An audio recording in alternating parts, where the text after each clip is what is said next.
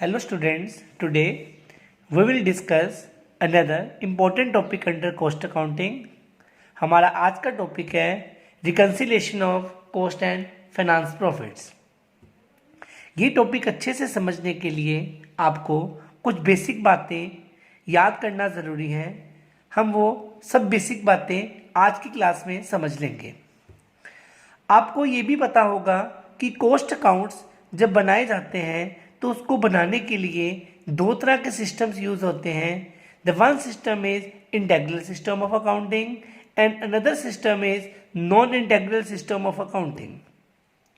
जब कभी cost accounts integral basis पे मेंटेन किए जाते हैं उस केस में कॉस्ट और फाइनेंस के प्रॉफिट्स इकट्ठे कैलकुलेट किए जाते हैं।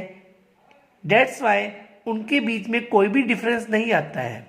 लेकिन जब भी कभी हम को अकाउंट्स को मेंटेन करते हैं नॉन इंटेग्रल बेसिस पे तो उस केस में दोनों को आप जॉइंटली मेंटेन नहीं करते हो।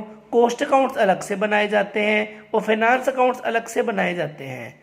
तो उस केस में कॉस्ट के प्रॉफिट्स कैलकुलेट करने के लिए आप कॉस्ट शीट बनाते हो कॉस्ट अकाउंटिंग स्टैंडर्ड फॉर्म में। हमने लास्ट क्लास में यही कैलकुलेट करना सीखा था। और फाइनेंस प्रॉफिट्स कैलकुलेट करते हो आप प्रॉफिट एंड लॉस अकाउंट बनाकर। प्रॉफिट एंड लॉस अकाउंट आप सेम बेसिस पे बना लेते हो जैसे आपने अपनी बेसिक अकाउंटिंग के अंदर सीखा था। और जब आप ये कॉस्ट शीट से कॉस्ट के प्रॉफिट्स कैलकुलेट करते हो और P&L अकाउंट से फाइनेंस के प्रॉफिट्स कैलकुलेट करते हो, ये प्रॉफिट्स इक्वल नहीं आते हैं। ये दोनों के प्रॉफिट्स इक्वल नहीं आते हैं। That's why in order to reconcile these profits हम इन दोनों प्रॉफिट्स को रिकनसाइल करने के लिए एक स्टेटमेंट प्रिपेयर करते हैं। उसी स्टेटमेंट को हम रिकन्सिलेशन स्टेटमेंट बोलते हैं। आप एक बात का ध्यान रखना, जो ये स्टेटमेंट है ये हाइपोथेटिकल नेचर की होती है। हाइपोथेटिकल नेचर का मतलब ये टेम्परेरी बेसिस पे बनाई जाती है इन दोनों के डिफरेंसेस को ठीक करने के लिए। प्रैक्टिकली दोनों के डिफरेंसेस कभी भी ठीक नहीं हो सकते हैं। हम ये प्रिपेयर करते हैं हाइपोथेटिकल बेसिस पे रीजंस जानने के लिए दोनों के प्रॉफिट्स में क्या डिफरेंस है और वो रिकनसाइल करते हैं। प्रैक्टिकली दोनों के प्रॉफिट्स कभी भी इक्वल नहीं आ सकते हैं। अब वो प्रॉफिट्स क्यों नहीं इक्वल आ सकते हैं उसके लिए में उसकी रीजंस जानने बहुत ज़रूरी हैं। व्हाट आर द रीजंस जिसकी वजह से आपके कॉस्ट के और फाइनेंस के प्रॉफिट्स इक्वल नहीं आते हैं। आप जब ये रीजंस को स्टडी करोगे तो आप ध्यान रखना, हमने बेस के अंदर हमेशा कॉस्ट के प्रॉफिट्स को कंसीडर करना है। हमने बेस के अंदर हमेशा कॉस्ट के प्रॉफिट्स को कंसीडर करना है। वही कॉस्ट के प्रॉफिट के बेसिस पे हम रिकन्सिलेशन करेंगे। कॉस्ट के प्रॉफिट्स कैलकुलेट करने के लिए कॉस्ट शीट बनाएंगे हम, और फाइनेंस के प्रॉफिट्स कैलकुलेट करने के लिए हम प्रॉफिट एंड लॉस अकाउंट बनाएंगे। आइए हम आगे जान लेते हैं what are the reasons for difference in cost and finance profits. हमारा फर्स्ट रीजन है इस कैटेगरी में एक्सक्लूजन फ्रॉम कॉस्ट शीट। हमने लास्ट क्लास में भी ये बात समझी थी कि कॉस्ट शीट के अंदर कुछ आइटम्स नहीं आती हैं पर वो आइटम्स फाइनेंस अकाउंट्स में आती हैं, जिसकी वजह से दोनों में डिफरेंस आ जाता है। वो आइटम्स हैं सबसे पहले अबनॉर्मल लॉसेस, सेकंड आइटम उसके अंदर आती है फाइनेंस आइटम्स, और थर्ड आइटम आती है उसके अंदर एप्रोप्रिएशंस। ये तीनों की तीनों आइटम्स कॉस्ट शीट में नहीं आती हैं पर फाइनेंस अकाउंट्स के अंदर ये तीनों आइटम आती हैं, जिसकी वजह से दोनों के प्रॉफिट्स के अंदर डिफरेंस आएगा। एग्जाम्पल के लिए मान लीजिए रेंट रिसीव्ड एक इनकम है जो हमने फाइनेंस के अंदर डाली है। अगर हम फाइनेंस अकाउंट्स के अंदर रेंट रिसीव की इनकम डालेंगे तो उसके प्रॉफिट ज़्यादा हो जाएंगे, लेकिन कॉस्ट के प्रॉफिट्स के अंदर रेंट रिसीव नहीं डाला है, इसलिए कॉस्ट के प्रॉफिट्स हमारे पास कम हैं और हमारा बेस है कॉस्ट के प्रॉफिट्स, इसलिए जो भी रेंट रिसीव की इनकम होगी वो हम कॉस्ट के अंदर ऐड कर देंगे। ऐसे ही एक और एग्जांपल ले लीजिए income tax. Income tax expense है जो फाइनेंस के प्रॉफिट्स को कम कर देगा पर कॉस्ट के प्रॉफिट्स अभी कम नहीं है, इसलिए हम कॉस्ट के प्रॉफिट्स में से इनकम टैक्स माइनस कर देंगे। आपने सिंपल सी एक बात याद रखनी है, अगर कोई इनकम कॉस्ट में नहीं डली तो वो ऐड हो जाएगी, और अगर कोई एक्सपेंस कॉस्ट के अंदर नहीं डला है तो वो माइनस हो जाएगा, बिकॉज हमारा बेस कॉस्ट के प्रॉफिट्स है। This is the first reason why there is a difference between cost and finance profits. आगे हम सीखेंगे इसका सेकंड रीजन। स्टूडेंट्स, हमारा सेकंड रीजन इसके अंदर आता है over absorption of overhead. Over absorption की टर्म्स सिर्फ कॉस्ट अकाउंटिंग में यूज होती है, लेकिन इसको निकालने के लिए आपको फाइनेंस अकाउंट्स के डाटा की भी जरूरत पड़ेगी।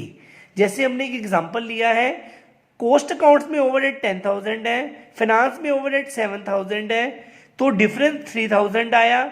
इसको हमने टर्म को ओवर अब्जॉर्प्शन मानना है। जब भी कभी आपके कॉस्ट में ओवरहेड्स ज़्यादा डलेंगे और फाइनेंस में ओवरहेड्स कम डलेंगे, तो उसके रीजंस को आप ओवर अब्जॉर्प्शन मानोगे और आपने हमेशा कॉस्ट के प्रॉफिट्स के अंदर इसको ऐड ऑन करना है, क्योंकि हमारा बेस कॉस्ट के प्रॉफिट्स है।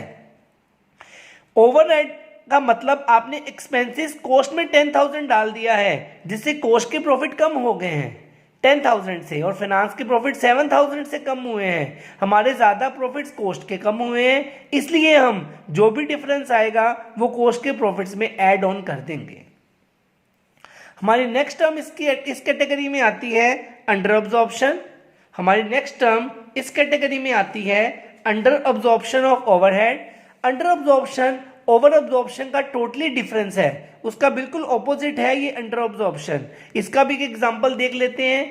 कॉस्ट में ओवरहेड 10,000 है, फाइनेंस में ओवरहेड 17,000 है, तो 7,000 इसको हमने अंडर अब्जॉर्प्शन बोलना है। मतलब जब भी फाइनेंस में एक्सपेंसेस ज़्यादा डलेंगे और कॉस्ट में एक्सपेंसेस कम डलेंगे, हम उसको अंडर अब्जॉर्प्शन बोलेंगे।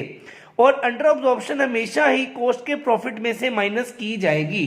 अंडर अब्जॉर्प्शन हमेशा ही कॉस्ट के प्रॉफिट्स के अंदर माइनस की जाएगी, क्योंकि कॉस्ट के प्रॉफिट 10,000 से कम हुए हैं पर फाइनेंस के प्रॉफिट 17,000 से कम हो गए हैं, फाइनेंस के प्रॉफिट 7,000 से ज़्यादा कम है, इसलिए हम कॉस्ट के प्रॉफिट में से भी 7,000 माइनस कर देंगे। This is under absorption. ये थर्ड रीजन था। हमारा नेक्स्ट रीजन इस कैटेगरी में आता है different method of depreciation. Cost accounts के अंदर डिफरेंट मेथड यूज हो सकता है और फाइनेंस अकाउंट्स के अंदर भी आपका डिफरेंट मेथड डेप्रिसिएशन का यूज हो सकता है। इसलिए दोनों को रिकंसाइल करने के लिए इसकी ट्रीटमेंट करनी जरूरी है। आप ध्यान रखना, ये डेप्रिसिएशन भी एक एक्सपेंस है, इसलिए यहां से भी दो टर्म से निकल के आएंगी, या ओवर अब्जॉर्प्शन या अंडर अब्जॉर्प्शन। ऐसे ही पिछले पॉइंट्स के जैसे अगर ओवर अब्जॉर्प्शन निकल के आएगी तो हम कॉस्ट के प्रॉफिट्स में ऐड कर देंगे, और अगर अंडर अब्जॉर्प्शन निकल के आएगी तो हम कॉस्ट के प्रॉफिट में से माइनस कर देंगे। हमारा लास्ट रीजन जिसकी वजह से कॉस्ट ऑफ फाइनेंस के प्रॉफिट में डिफरेंस आता है वो है method of valuation of stock. और हम जो ये वैल्यूएशन ऑफ स्टॉक के मेथड बता रहे हैं, ये कॉस्ट के पॉइंट ऑफ व्यू बता रहे हैं। कॉस्ट में अलग मेथड यूज होते हैं, फाइनेंस में अलग मेथड यूज होते हैं, जिसकी वजह से दोनों के प्रॉफिट्स में डिफरेंस आ सकता है। आपको ये तो पता ही है क्लोज स्टॉक दो तरह का होता है, क्लोजिंग स्टॉक और एक ओपनिंग स्टॉक। इसलिए हमने दोनों के ट्रीटमेंट्स को देख लिया है। एक है over valuation of closing stock, फिर है under valuation of closing stock. अगर क्लोजिंग स्टॉक की ओवर वैल्यूएशन होती है तो प्रॉफिट कॉस्ट के बढ़ जाएंगे, इसलिए हम कॉस्ट के प्रॉफिट में से इसको माइनस कर देंगे। ऐसे ही अगर क्लोजिंग स्टॉक की अंडर वैल्यूएशन होती है तो कॉस्ट के प्रॉफिट कम हो जाएंगे, इसलिए हम उसके अंदर इसको ऐड कर देंगे। ऐसे ही नेक्स्ट, अगर ओपनिंग स्टॉक की अंडर ओवर वैल्यूएशन होती है तो इसका मतलब कॉस्ट के प्रॉफिट कम हो गए हैं, इसलिए हम उसको ऐड कर देंगे कॉस्ट के प्रॉफिट्स में। ऐसे ही लास्ट, अगर under valuation of opening stock होती है, अगर ओपनिंग स्टॉक की अंडर वैल्यूएशन होती है मतलब कॉस्ट के प्रॉफिट बढ़ गए हैं, हम क्या करेंगे, उसको कॉस्ट के प्रॉफिट्स में से डिडक्ट कर देंगे। Student, this is all about basics of reconciliation of cost and finance profits. Thank you.